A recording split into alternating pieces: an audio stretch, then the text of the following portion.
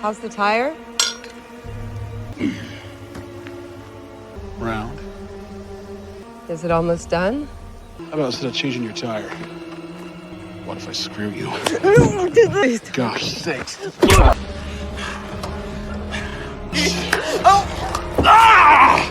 bitch! At the start of the story, Tessa Thorne, a famous mystery novelist, is talking on the phone with a friend. She has a fan event at the library later that day and must get ready quickly. After confirming her plans, she gets into her car, enters the library's address into her GPS, and drives off. The road is long and winding, but she stays focused, determined to leave a strong impression. At last, Tessa arrived. Her heart raced with excitement as she parked and got out of the car. Waiting nearby was Ramona, the kind and welcoming library owner, smiling warmly. She greeted Tessa with open arms, showing the community spirit behind the event. Ramona had personally invited her to share her journey and insights with the eager audience inside. Taking a deep breath, Tessa felt a wave of excitement and gratitude. As Tessa entered the library, the room seemed to brighten. Smiles spread as readers recognized her. Standing before them, she felt wrapped in warmth, support, and admiration. These were more than fans, they were people whose lives her stories had touched. Their love for her work not only lifted her spirit but also fueled her passion, giving her writing a deeper purpose and meaning. In that moment, Tessa knew she was exactly where she belonged, sharing her voice with people who truly valued it. When the event ended and she was ready to leave, Ramona came over with a kind smile and suggested a shortcut that could save her nearly an hour on the drive home. Grateful for the advice, Tessa felt relieved. She got into her car, entered the new route into her GPS, and drove off, eager for the road ahead. As Tessa drove, she felt both relief and anticipation, knowing she would soon be home after a long day. Suddenly, a piece of wood flew under her tire, and she had to brake hard. When she stepped out to check, her heart sank. The tire was flat. Looking around, she saw she was stranded at an old, run-down gas station that seemed abandoned for years. No one was around, only the empty road stretching ahead, leaving her with the uneasy feeling of being completely alone and vulnerable. Tessa faced a tough challenge, changing a flat tire alone on an empty highway, with little chance of anyone passing by. Standing by the roadside, she clung to a bit of hope. When a bus appeared, she waved desperately, but it sped past without stopping. Disappointed, she soon noticed another car in the distance. Taking a deep breath, she signaled again. This time, she was lucky the car slowed down and stopped right in front of her. Tessa rushed to the driver for help. He smiled, introduced himself as Lester, and started fixing the tire. At first, she felt relieved, but then she noticed wooden planks with nails in his truck, the same kind that had caused her flat. Her relief quickly turned to fear as Lester's warm eyes shifted into a cold, predatory stare. As Lester worked on the tire, his friendly act disappeared, revealing something darker. Seeing that she was alone, his intentions turned cruel. Before Tessa could react, he hit her hard, knocking her unconscious. When she woke up, she was trapped in his speeding car and the true nightmare had begun. Tessa screamed and begged for mercy, but Lester showed none. Pain and fear overwhelmed her, and she slipped into unconsciousness. When her body went limp, he lifted her over his shoulder without a trace of care and carried her deep into the dark forest, far from anyone who could help. With cold indifference, he dropped her to the ground. Tessa lay still, lifeless and hollow, like a forgotten doll. Lester dragged Tessa's limp body through dry leaves to a more secluded spot. He threw her aside like garbage and vanished into the darkness. Slowly, Tessa stirred and tried to stand, but her legs failed, and she fell to the cold ground. Turning her head, she saw a horrifying sight, lifeless bodies scattered nearby, their empty stares frozen in death. They were Lester's past victims, once struggling to survive like her, but never given a second chance. A fierce fire burned inside Tessa. She refused to be another victim. She had to escape.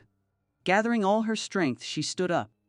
Her legs shook, but she kept moving. Each unsteady step was not just a fight for freedom, it showed her will to survive.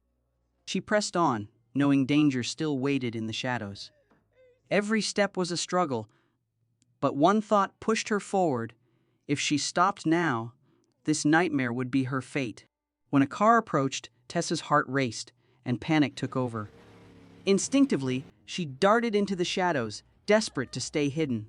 Any trust in strangers had been destroyed by the nightmare she had endured. She couldn't risk asking for help. After a long, exhausting struggle, she finally reached a small store. Stepping inside, she felt a faint sense of safety for the first time since it all began. Tessa fumbled for her phone, hands shaking as she dialed her friend's number, desperate to hear a familiar voice. No one answered. Disappointed but determined, she kept moving, each step feeling heavier than the last. Once inside her home, she rushed to her locker, hands trembling as she grabbed her gun. Carefully loading each bullet, she knew this was her only way to protect herself. Lester had her bag, her address, and knew exactly where she lived. The nightmare wasn't over. Exhausted and hurt, Tessa refused to go to the hospital. She couldn't risk facing anyone or leaving her home, afraid Lester might return. She retreated to the safest corner of her house, the only place she felt in control. While time healed her physical wounds, the scars on her soul stayed, fueling a fierce and unrelenting desire for revenge. Tessa couldn't let Lester go free and hurt more people. She vowed to confront him, and this time be in control. As she planned her next move, her phone rang. A voice told her her car was ready for pickup, but warned she needed to get there before the police got involved. Without hesitation, Tessa rushed to the impound lot. There, an older woman saw her injuries and gently asked what had happened. Finally letting it out, Tessa told the woman about her brutal encounter with Lester. The woman then shared her own painful story, abused by her stepfather and left disabled and blind. Her words hit Tessa hard, a reminder that some scars never heal. In a quiet, sorrowful voice, the woman warned her about the cruelty in the world and urged her to stay strong and vigilant. Once home, Tessa turned on her computer and saw disturbing photos of herself taken by Ramona at the library, along with Ramona, urging her to take the shortcut. Confusion turned into suspicion. A chill ran down her spine as the horrifying truth became clear. Ramona had set her up, leading her right into Lester's trap. The bitter truth came out. Lester was Ramona's son. She hadn't just set Tessa up, she had sent Lester the photos that made the attack possible. Clutching her gun, Tessa marched to Ramona's house. When the door opened, Ramona froze, eyes wide with fear. Tessa was alive and pointing a gun at her. Ramona fell to her knees, trembling and begging for mercy, tears streaming as she claimed she was innocent. But under Tessa's cold, steady gaze, her cries faded. Showing no sympathy, Tessa raised the gun. Ramona lunged to grab it, but Tessa resisted and pulled the trigger. Ramona fell, meeting the fate she had planned for Tessa. Tessa wiped blood from her face, trembling as she saw a photo of Lester with his younger brother, his bandaged hand and tense expression clear as he drove away. Gripping her gun, she chased him to a remote area. Jumping from her car, she found no sign of him. Then a truck appeared. Instinctively, she hid, certain that Lester was driving. The truck stopped, and Tessa stepped from the shadows, finger on the trigger. She fired without hesitation, hitting the man in the head. But as he fell, her heart sank. It wasn't Lester, but his brother. Overcome with grief, she collapsed beside the lifeless body, tears pouring down her face.